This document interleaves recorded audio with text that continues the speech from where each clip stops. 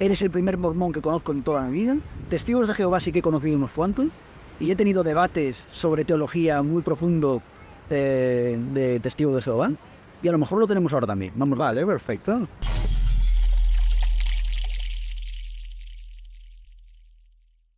Entonces, cuéntanos, primero, ¿en qué consiste ser mormón? ¿Qué diferencias hay con un cristiano católico romano apostólico, por ejemplo? Vale. Bueno, un poco lo que habíamos comentado, ¿no? Para la introducción.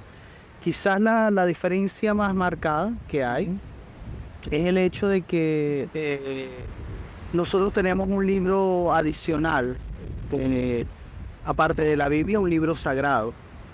Que para nosotros sería un libro también de escritura sagrada, en el cual también se basa nuestra religión. ¿Cómo se llama este libro? Se llama el libro de Mormón. El libro del Mormón. Sí. Por eso, de hecho, de ahí es que nace como el apodo que nos han puesto, porque oficialmente la iglesia se llama la Iglesia de Jesucristo de los Santos de los Últimos Días.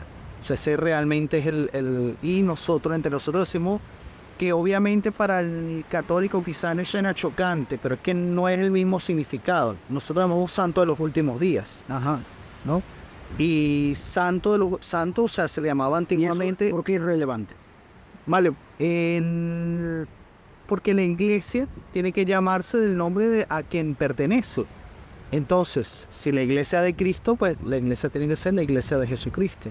Entonces, por eso quizá es relevante lo del nombre, ¿no? ¿Qué pasa? La gente, por la cuestión del libro, pues nos ha puesto el apodo de mormones. Entonces, realmente no es un nombre oficial, sino tiene apodo. Vale, de acuerdo. El libro, ¿qué es el libro de Mormón? El libro de Mormón es un compendio de escritura sagrada que se recopiló en América. Él habla de 600 años antes de Jesucristo y 400 años después de Jesucristo. Entonces Mormón es un personaje, es una persona. Es un profeta que estuvo, como decir, Isaías, Jeremías. ¿Pero es coetáneo o es muy posterior? Sí, o sea, el libro se llama Libro de Mormón porque él fue el que recopiló, hizo el trabajo exacto. ¿En qué año? Estamos hablando 400 años después de Jesucristo, más o menos. Vale, o sea, es muy anterior a... Es muy anterior a... Sí. Vale. ¿Qué pasó? La familia sale de Jerusalén 600 años antes de Jesucristo, antes de ser destruido. Jerusalén, y luego ellos son enviados y guiados por Dios, ¿no? A construir un barco o sea, ellos vagan por el desierto una cantidad de tiempo y luego llegan a un sitio donde Dios les dice, bueno, a partir de aquí ustedes tienen que construir un barco, les indica cómo, al estilo Noé, ¿no? No es el mismo barco, pero le da unas indicaciones. Mira, tienen que construirlo de esta manera. En un contexto apocalíptico también. No apocalíptico, no. La cuestión es que en esa misma época... Porque no es... Sí, será apocalíptico, claro. Esto era para trasladar a la familia que, o sea, costaba de los padres, varios hijos con sus mujeres, con sus hijos posteriores. Ajá. Y esta gente se traslada a América, continente que nadie conocía. Son guiados por Dios y llegan aquí a este continente. Al llegar aquí, pues ellos se establecen, o sea, al llegar a América, porque aquí estamos en Europa. Al llegar a América, pues ellos se establecen, crean civilización y van creciendo. Ellos serían los precursores de los indios americanos. Se cuentan toda esa historia de todo lo que sucedió durante todo ese periodo de tiempo. Antes de que viniera Jesucristo aquí a lo que es el continente, lo que es Asia Menor, todo Jerusalén y todo esto. Y luego él visita también América después de resucitar Jesucristo. Se presenta ahí, narra también esa historia. Esa versión ya es totalmente alternativa a la Así, totalmente. De hecho, se desarrolla paralelamente. Claro. Básicamente esa es la base de la religión. Quizás también por eso es que nos apodan los mormones. Pero a ver, esto lo documenta Mormón recopilándolo de otros libros. Claro, ¿qué pasa? Cada profeta durante ese tiempo iban llenando sobre planchas de bronce y de oro, eran de bronce. Luego él la recopila sobre unas planchas de oro todos esos 1000 años de historia. Pero entonces hay fuentes documentadas y escritas No, que realmente hablen de Jesucristo en América. no hay fuentes documentadas. Vale.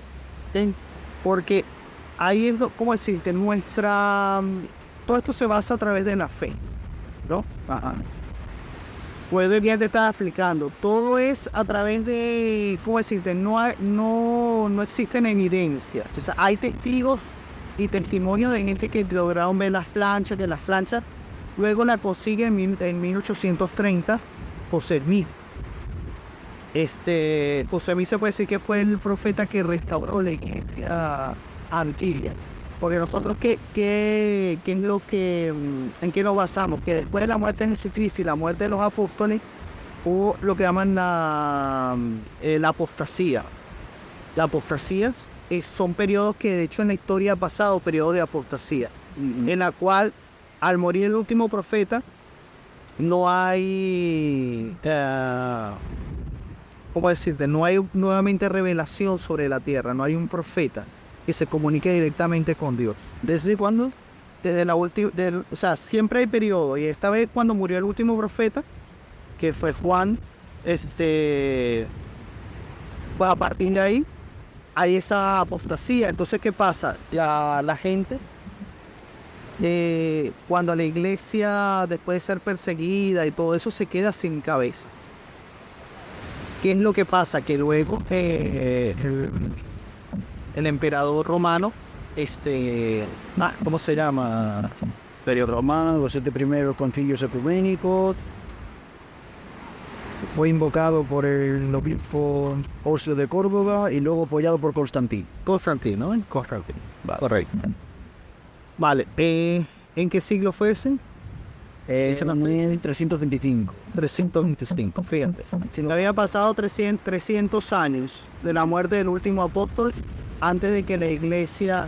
¿Qué pasa? Antiguamente la iglesia quedó con obispos regados por todas partes, no existió, o sea, todo lo que era el foro de los 70, los 12 apóstoles, toda esa estructura que había hecho Jesucristo quedó totalmente destruida. Totalmente destruida. Y esta gente que eran, por decir, pastores, por decir algo, ¿no? Una iglesia evangélica o curas, se reunieron y fue que, ¿cómo decirte? Por sus conocimientos llegaron a acuerdos. De hecho, si tú ves antiguamente, todavía hay sitios donde hay pilas bautismales donde la gente se bautizaba antiguamente con inmersión. Y ellos luego lo cambiaron a una pinita donde ponen al bebé y le echan un poquito de agua. O sea, todos esos cambios lo hicieron a partir de que ellos se reunieron en este consejo, para hacer los cambios. Todo ese periodo hubo apostasía, porque ¿qué pasa? Se perdió el conocimiento, se perdió la revelación directa con Dios. Hasta que llegó, en 1830, José Smith, que es una historia, bueno, cualquiera la puede buscar, va a conseguir cosas buenas, malas, claro, como todo, ¿no? Depende de los detractores o depende de la gente. De hecho, él murió asesinado porque había mucha gente detractora porque le parecía una herejía que él dijera que era un profeta enviado por Dios. Todo esto sale en el contexto de que en Estados Unidos en ese momento había un auge religioso muy fuerte y había muchas religiones protestantes. Realmente los mormones no salen ni de una iglesia protestante ni son una división de la iglesia católica, a diferencia del resto de... O sea que hoy día el cristianismo se puede dividir, es decir, la iglesia católica y todas las que se han dividido en las ramas del protestantismo, ¿no? Bueno, quizá con la sección de la Iglesia Ortodoxa, ¿no? Porque parte de una raíz. Sí, quizás con la raíz, pero bueno, se dividieron de ahí. Tampoco soy yo un experto en teología, ¿eh? Pero claro. Según tengo entendido, el Imperio Romano, que se partía en el Imperio de Roma y el bizantino, el bizantino era ortodoxo y el romano era el romano apostólico. Claro. Y entonces, ante la caída del Imperio Romano, en Rusia, no me acuerdo si era Iván el Grande, creo que no. Puede ser Iván el Grande. Puede ser. Adoptó la Iglesia Ortodoxa para ser la tercera Roma. Ante la caída del Imperio bizantino, adoptó esa religión porque consideraba que eso le llevaría la gloria como en sus días al Imperio Bizantino. Y desde entonces arrastraron la Iglesia Ortodoxa hasta los Sí, hasta los días de hoy, que no... Claro, entonces no es que se haya dividido de la fe cristiana romana apostólica, sino que ya estaba dividida en el Imperio Romano. Sí, ya sabía, pero claro, al principio era una misma. Y luego precisamente, ahí donde ¿cómo decirte? La base de todo eso es precisamente eso. O sea, el hecho de no tener un profeta o de no tener una guía espiritual directa de Dios, cada hombre va colocando su ideología. Si tú te pones a ver la iglesia anglicana, ¿de dónde sale? También es una subdivisión de la iglesia católica porque un monarca no lo querían divorciar y decide... y decide, pues bueno, creo mi iglesia con toda esta misma base, pero aquí sí se puede uno divorciar. Entonces, pues básicamente eso es lo que, en todo ese contexto, es que realmente la iglesia mormona sale, donde José Smith, al ver tantas religiones, se pregunta, ¿cuál es la verdadera? O sea, ¿cómo yo hago para saber quién es la verdadera? Y había ese fervor de antiguamente que se ponía, te agarraban un banquito aquí y se ponían a predicar a viva voz. Y claro, había gente que tiene, como pasa hoy día con los políticos, ¿no? Que tiene un poco la política, ¿no? Si tú tienes un piquito de oro, ¿sí? Pues tienes más seguidores, ¿no? Bueno, la religión yo imagino que esto es clave.